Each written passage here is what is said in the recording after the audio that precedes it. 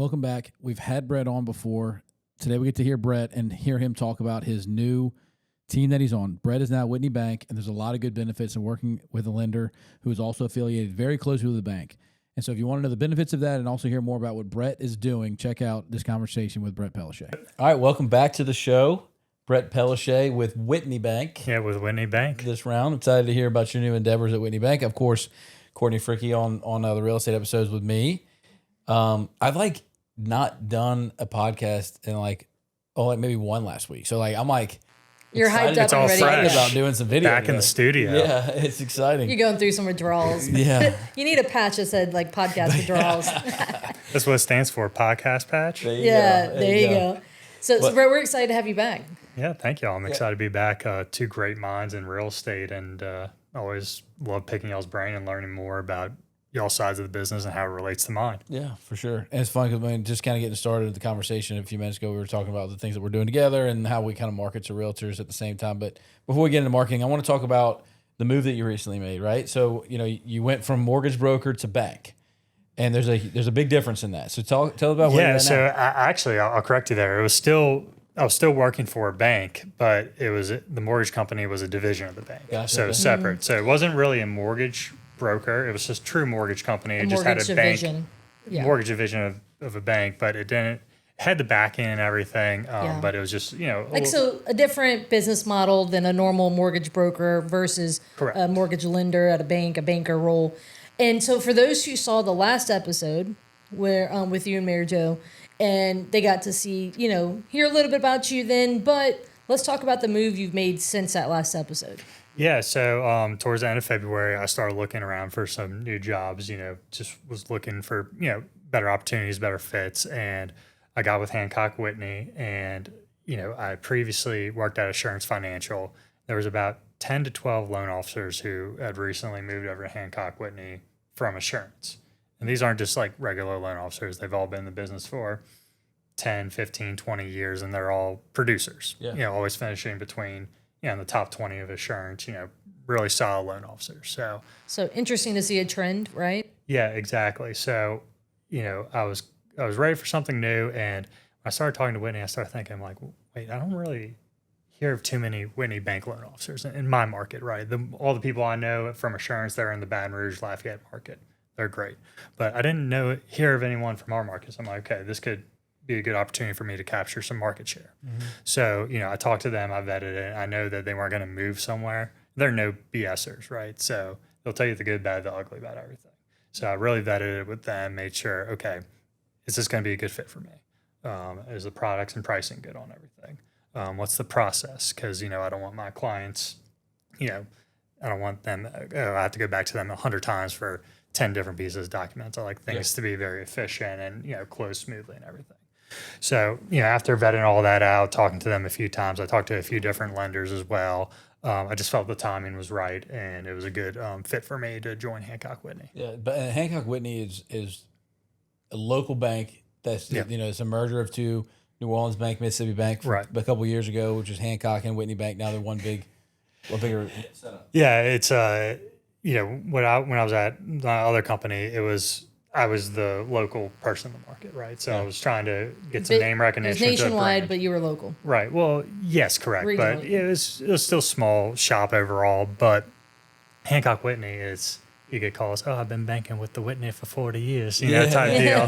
Right before we get started, I was talking about how my mother worked with Whitney for many years. Exactly. So it's nice to have that name recognition, and you have the products and, pricing and everything where you can go in and, people are just, okay, that this isn't going to be, no frills or thrills or anything like that. You're going to get the business done, get the loan done, and get the transaction closed. There's a trusted name. Yeah, exactly. And Whitney's been consistent. And I think one of the cool parts about working for somebody like Whitney is that if you go to 5 to 10 events around here, 90% of them are going to be sponsored by Whitney, Hancock Whitney, on some level.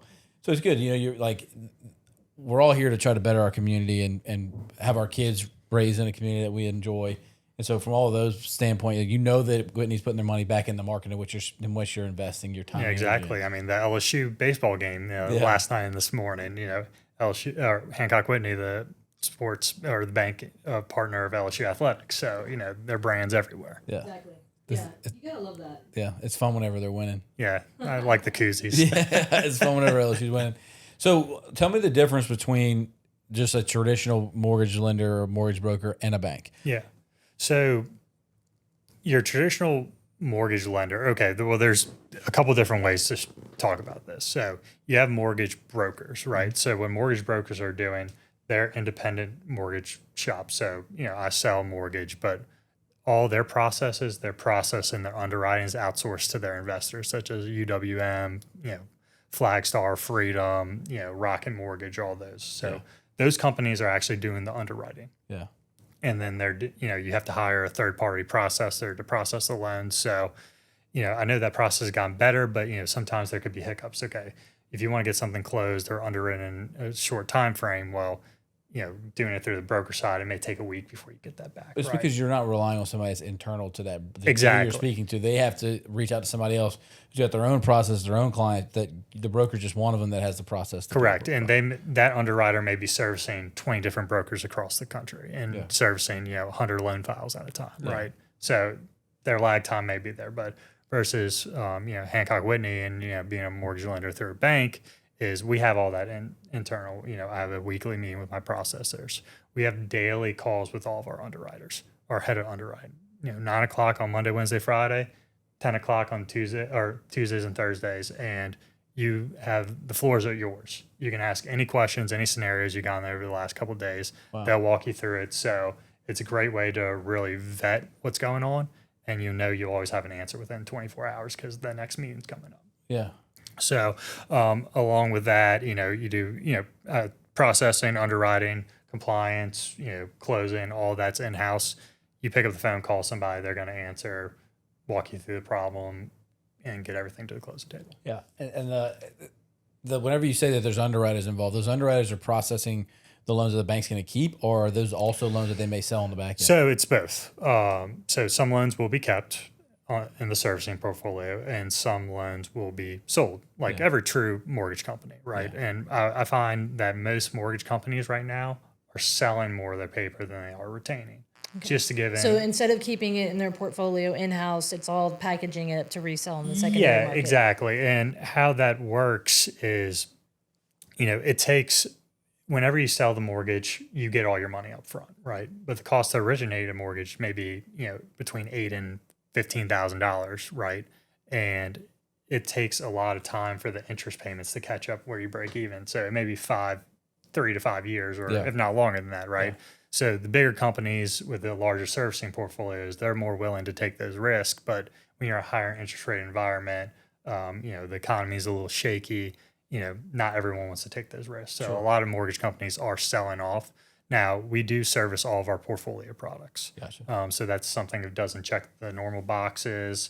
Our medical professional program, which we can talk about in a few minutes here, but we will service those loans. Yeah, which I think is the biggest thing. Whenever I have an opportunity to talk with somebody who's a mortgage lender at a bank, I love hearing about the portfolio products, because it truly is like if you don't have that option as a mortgage lender and people don't fit in that box, now you have to tell people that, sorry, I cannot finance this property for you because you don't fit in any of the boxes I have to offer.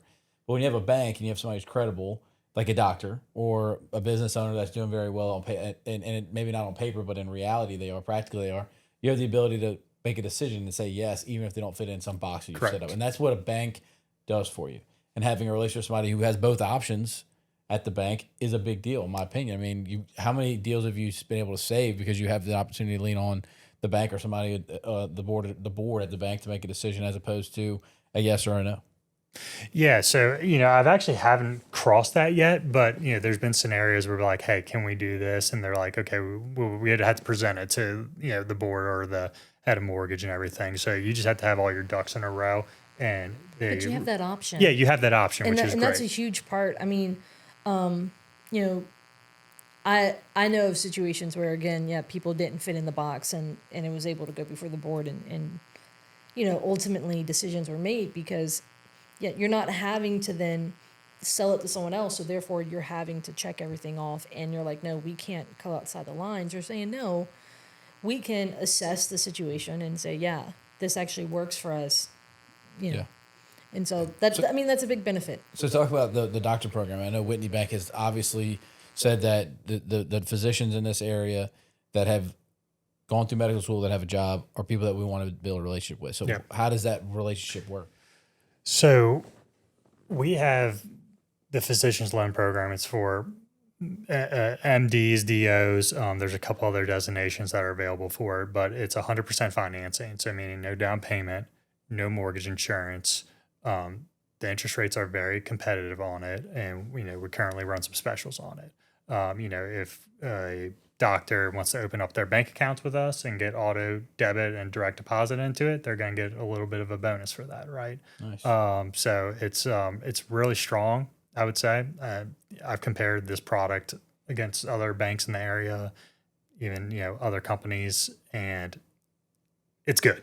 Yeah. It's good. It's very, very, very strong. So, and there's ways to exclude, your doctor's debt or medical school debt, because obviously that's hundreds of thousands of dollars. Yeah. So there's ways to do that as well. So it's a really good product for those students or getting out their residencies and fellowships, haven't had the chance to, save up for a down payment. Now they're finally starting to make some real money, and they can afford, nicer houses, and they can go in, put down 0% down and continue to save up and buy a house. Yeah. I've spent time with you over the last, we made each other like 3-4 years ago. About that. Yeah. And I mean, one of the things that I've admired about you is your discipline and consistency in the relationships that you try to build. And you're also, last time we were on, you talked about the bike race that y'all were y'all going to be raising money for to get started. And I know since we've had the last conversation that has come to reality. Yeah. I think it's important that if you're going to choose between lenders and bankers or real estate professionals or whoever you're going to choose, obviously they have a good product, right? Whitney's sure. a great bank, and you do a great job. But tell us about how that event went, and tell us about the event just so that we can touch on it. Yeah, so that event was a little crazy, but it was good. It turned out really good. Up until about 10 days before the race, we had 210 bike riders sign up, which at that point last year, we only had like 60. Wow. And we ended up having about 210 riders last year, or 200 or so riders. So you always get the biggest push in that last 10 days, 7 to 10 days, right? Yeah. The weather forecast came out. We were getting some bad weather coming in. Man, we haven't caught a break lately with it. I know. So this was back in March. So the Friday before, we set up, everything was fine. The weather rolled through, but it kind of slowed up attendance. But we still had about 110 people show up to ride, and we still raised about $60,000 to $65,000. Wow. Which is right around what we raised last year, but with 210 riders participating, right, versus 100. Yeah. So we grew significantly in our event, the way we marketed it, the way we transformed our digital footprint, radio ads, podcasts, everything, thanks to y'all. Yeah. And, we grew amongst our board and how we were going to, here's how we're going to give back, more organization in the event and everything. So next year's going to be great. Yeah. We're going to crush it. I think we're going to hit that $100,000 mark that we were going for this year. And, I think we would have hit it this year if the rain didn't show up. That's awesome. And what is the race for? Cancer Association of Louisiana. Yeah. So all the money goes back to local patients in the state, transportation grants, wigs, food delivery services, just a whole plethora of things to help people find cancer. And, you can go on the Cancer Association of Louisiana's website if you're battling cancer, struggling, get in contact with me. I'd be happy to provide you the right resources, get you in contact with the right people there, and see how they can help you, in something that you may not fit due to like income limitations or anything like that. There's still a strong support system there. Yeah. They'll be able to help you in any way. So. Actually, I might have somebody that I want you to connect with. Yeah, absolutely. Because they're struggling right now. So that's great. I mean, look, again, Hancock Whitney's pouring back into the community. I wanted to touch base on how the event went because I know y'all were pushing really hard for it. And it sounds like it was still a very successful event, even though it rained. And I'm excited about the new what you're rolling out too. Because I mean, we're going to be in our group together, and we do a lot of work within the group, and it's fun to do business with everybody and have more tools in the toolbox for you. Before you go off, one more, You know, when I think Hancock Whitney, one of the other flagship products that I've always thought about with them is their HELOC. You want to talk about that? Because I think that's a huge part right now. A lot of people are not wanting to move because of their 3% interest rate loan. Yeah. So I personally, I don't do the home equity lines of credit. Got it. But their HELOC is a very strong product. That's going to be more of a bank side product. And essentially what it is, if you have that low interest rate in your first mortgage, then you can tap into the equity that you've gained in the house by getting a line of credit. It essentially acts like a credit card against your house, and you make draws on it, but you're only going to get billed interest for it. So it's all. I think having HELOC's always good to have. I'm sure you could attest to that. It's always good to have. That's the only bank loan I've ever done in my career. In almost 11 years now, the only time I ever did one was a home equity line of credit. That was the only bank loan I did. Everything else has been, Yeah, it's one of those products. It's always good to have it in case something pops up and maybe your cash isn't very liquid or it's going to create a taxable event. Then you can take that and go buy whatever you're looking for, and then start paying it off. Now, what's what people don't tell you is it is only billed interest, so you can get stuck in a revolving debt cycle like a credit card, right? The interest rate's going to be lower than what a 25% interest for sure. on a credit card, but you still need to pay down the principal balance. It's still debt. It's still debt, exactly. It's still debt. There's still some cost to that debt. Yeah, and absolutely. But I know that's always been with Hancock Whitney. Yeah, but it's a very good product. Yeah, competitively to other home equity line of credit, Hancock Whitney offers a very strong one. Yeah, I know it's a strong product because we probably do like 12 HELOCs a month. Oh, really? Yeah, so we do quite a bit of bank loans or HELOCs. They've always have competitive rates, like specials, things like that. It's like one of their flagships. Yeah, I know that the customer doesn't pay a ton of money for it either, so it's a great thing because it's not an expensive thing to get going either. Yeah, I think the closing costs are very low. Like $500 at the most. Yeah, very very cheap. Well, don't quote us on that, but I think that there's something they're very cheap. Call us for a quote. Yeah. Call your local Hancock Whitney branch for a quote. Yeah, there you go.